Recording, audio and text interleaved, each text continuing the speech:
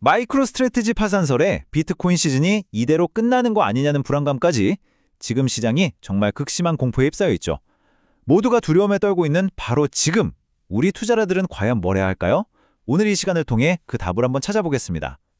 자, 지금 시장의 감정을 한번 보세요. 공포 탐욕 지수가 무려 14, 극도의 공포 상태입니다. 이 정도 수치는요, 우리가 기억하는 테라루나 사태나 코로나 팬데믹처럼 정말 시장에 어마어마한 충격이 왔을 때나 볼 수 있었던 그야말로 극단적인 숫자거든요. 투심이 그냥 완전히 얼어붙었다 이렇게 보시면 됩니다. 그런데 말이죠, 바로 이럴 때 우리가 꼭 떠올려야 할 투자의 격언이 하나 있습니다. 남들이 두려워할 때 탐욕스러워져라. 이건 뭐 전설적인 투자자들이 수십 년의 경험을 통해 얻은 교훈이잖아요. 시장의 절대 진리 같은 이 말이 지금 우리에게는 어떤 의미일까요? 그래서 질문은 바로 이겁니다. 모두가 공포에 벌벌 떨고 있는 지금이 정말로 그 역발상 투자의 기회가 될 수 있을까요? 오늘 바로 이 질문의 답을 찾아가는 여정을 한번 시작해 보려고 합니다. 좋습니다. 먼저 이 공포의 실체가 도대체 뭔지 파악하기 위해서 현재 시장 표면에 나타나는 현상들부터 하나하나 진단해 보겠습니다. 왜 반감기 사사는 작동하지 않는 건지, 트럼프의 등장은 또 어떤 변수가 될지, 그 복잡한 배경을 좀 들여다보죠. 지금 보시는 것처럼 이게 단순히 비트코인만의 문제가 아니에요. 비트코인이 6개월 만에 처음으로 1억 원 선 아래로 마감했는데요. 바로 그날 엔비디아, 테슬라, 아마존, 구글, 미국 증시를 이끌던 이 핵심 기술주들도 전부 다 큰 폭으로 하락했거든요. 이건 특정 자산의 문제가 아니라 시장 전체를 짓누르는 아주 거대한 압력이 있다는 강력한 신호인 셈이죠. 자, 그럼 그 거시적인 압력이라는 게 대체 뭘까요? 눈에 보이는 뚜렷한 악재가 없는데도 시장이 이렇게 무너지는 이유? 그 진짜 범인은요, 바로 보이지 않는 곳에 숨어 있습니다. 바로 유동성 위기입니다. 이 차트가 지금 상황의 핵심을 아주 잘 보여줍니다. 이게 뭐냐면 시스템에 돈이 얼마나 흐르고 있는지를 보여주는 순유동성 지표인데요. 기술적으로는 연준의 대차 대조표 같은 걸 종합한 거지만 핵심은 아주 간단해요. 7월부터 돈의 흐름이 그냥 수직으로 뚝 떨어져서 지금 바닥 수준에 머물러 있다는 겁니다. 이렇게 돈이 마르면 국채를 담보로 투자하던 헤지펀드 같은 곳들이 자산을 팔 수밖에 없게 되고, 이게 바로 최근 시장 하락의 근본적인 원인으로 지목되고 있는 거죠. 자, 여기서 정말 흥미로운 지점이 바로 비트코인과 나스닥의 반응 속도 차이입니다. 비트코인은요, 다른 어떤 자산보다도 이 유동성에 극도로 민감하게 반응하거든요.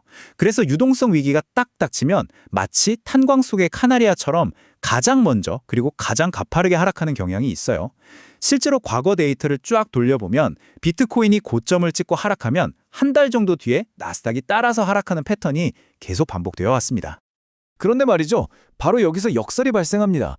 지금의 이 극심한 위기가 역으로 정부와 중앙은행의 개입을 강제할 수 있다는 거예요. 이걸 벙책적 풋옵션이라고 부르기도 하는데, 시장이 너무 심하게 망가지면 결국엔 구제책이 나올 거라는 기대감 같은 거죠. 예를 들면 셧다운이 끝나면서 자금이 풀리거나 궁극적으로는 양적 긴축을 멈추고 새로운 양적 완화를 시작하는 것까지도요. 그러니까 오늘의 위기가 오히려 내일의 강세장을 만드는 촉매자가 될 수도 있다는 겁니다. 거시경제라는 이 거대한 폭풍 속에서는 방향을 잃기가 참 쉽습니다. 자, 이제 시선을 좀 돌려서 이 폭풍 속에서 우리가 지금 어디쯤 와 있는지 알려줄 수 있는 객관적인 데이터, 바로 온체인 데이터를 한번 들여다보겠습니다. 우리가 사용할 핵심 도구는 바로 MVIB G스코어라는 건데요.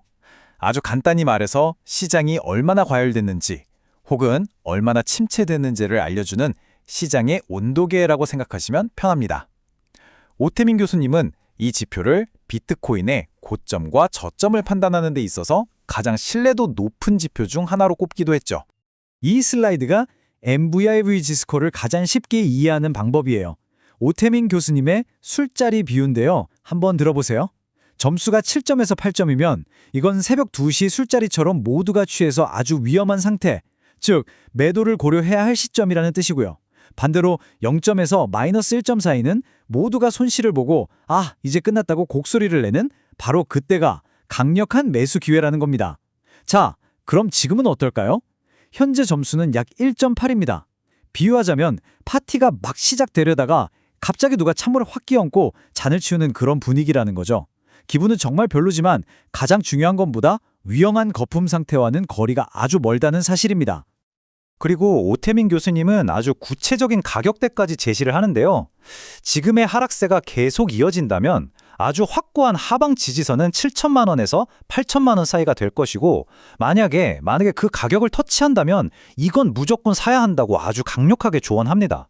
그 밑으로 떨어지는 건 구조적으로 굉장히 어렵다는 거죠. 자, 온체인 데이터는 아직 거품이 아니다라고 말하고 있습니다.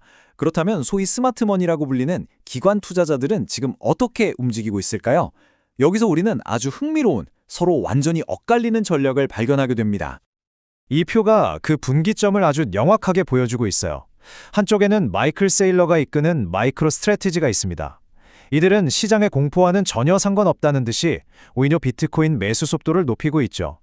최소 4년 이상을 내다보는 장기적인 비전을 가지고 있는 겁니다. 그런데 반대편에는요, 현물 ETF와 일부 고래들이 있습니다. 이들은 지난 3주 동안 거의 역대급 자금 유출을 기록하면서 단기적인 위험 회피에 나서고 있어요. 말 그대로 장기적인 확신과 단기적인 공포가 지금 정면으로 충돌하고 있는 모습입니다. 그렇다면 마이클 세일러 같은 장기 보유자들의 이 엄청난 확신은 도대체 어디서 오는 걸까요? 그 답을 찾으려면요, 우리는 렌즈를 좀 바꿔야 합니다. 단기적인 가격 변동이 아니라 문명사적인 관점으로 시야를 확 넓혀야 해요. 마이클 세일러는 디지털 자산 생태계를 이렇게 딱 두 가지로 구분합니다. 비트코인은 가치를 영원히 보존하는 디지털 자본, 다른 말로 디지털 금이라는 거고요. 반면에 이더리움이나 솔라나 같은 자산들은 그 위에서 토큰, 스테이블 코인, 디파이 같은 것들이 작동하는 디지털 금융 인프라라는 거죠. 중요한 건 이 둘은 서로의 영역을 뺏는 경쟁자가 아니라 새로운 디지털 경제를 함께 만들어가는 상호 보완적인 관계라는 점입니다. 오태민 교수님은 여기서 한 걸음 더 나아가서 비트코인을 놈, 즉 새로운 규범이라고 정의합니다. 이게 무슨 말이냐면 국가의 법이나 시장의 계약과는 완전히 다른 제3의 제도가 탄생했다는 거예요. 수학적인 프로토콜이 사회 경제적인 규칙으로 작동하는 그야말로 문명사적인 사건이라는 거죠. 이 놈이라는 개념이 좀 복잡하게 들릴 수 있는데 아주 쉽게 이해할 수 있는 비유가 하나 있습니다. 바로 중학교 담배 거래 이야기인데요. 자, 학교 규칙상 담배는 당연히 불법이죠. 그런데 친구한테 담배를 빌리고 안 갚으면서 어차피 불법이잖아 하고 학교 규칙을 핑계대는 학생이 있다고 해봅시다. 우리는 그 학생을 보고 뭐라고 하죠? 비열하다고 생각하죠. 이때 우리가 그 학생을 비열하다고 판단하는 근거, 그게 바로 법과는 다른 차원의 보이지 않는 규범, 바로 놈입니다. 비트코인의 2100만 개라는 총량이나 반감기 같은 규칙들도 처음에는 그냥 코드였지만 이제는 금융 시스템 전체가 따라야 하는 하나의 강력한 놈으로 작동하고 있다는 겁니다. 자, 지금까지의 모든 분석을 종합해서 이제 가장 중요한 질문으로 돌아와 보겠습니다. 이 모든 게 여러분의 포트폴리오에 도대체 어떤 의미를 가질까요? 이 거친 폭풍을 우리는 어떻게 항해해야 할까요?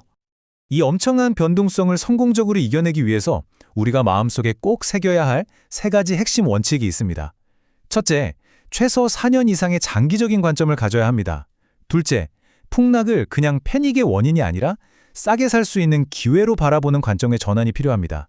그리고 마지막으로 정말 가장 중요한 것, 오태민 교수님이 본연의 경험을 통해서 강조했듯이 이런 폭락장에서 내 소중한 자산을 헐값에 팔지 않도록 지켜주는 진짜 힘은 바로 현금, 즉 유동성입니다. 이런 원칙을 바탕으로 오태민 교수님은 구체적인 포트폴리오 구성까지 제안하는데요. 심리적인 안정에 기반이 되는 비트코인을 전체의 50%로 든든하게 채우고 25%는 이더리움, 그리고 나머지 25%는 리플이나 솔라나처럼 오랜 기간 시장에서 그 신뢰를 증명해온 다른 알트코인들로 구성하는 겁니다. 결국 모든 건 이 한 문장으로 요약될 수 있을 것 같아요. 단기적인 가격 변동에 기뻐하고 슬퍼하지 않고 장기적인 관점과 인내심을 가지고 꾸준히 달려가는 것. 성공적인 투자는 단거리 경주가 아니라 마라톤이라는 점. 이걸 절대 잊지 말아야 합니다. 오늘 우리는 시장의 극심한 공포에서부터 시작해서 그 이면에 숨겨진 유동성 위기, 그리고 문명사적인 관점에서의 장기적인 비전까지 정말 깊이 있게 들여다봤습니다. 자, 이제 다시 맨 처음의 질문으로 돌아왔습니다. 모두가 두려움에 떨고 있는 바로 지금, 여러분은 어떻게 행동하시겠습니까? 이 질문에 대한 답은 결국 여러분 각자의 신념과 전략에 달려 있을 겁니다.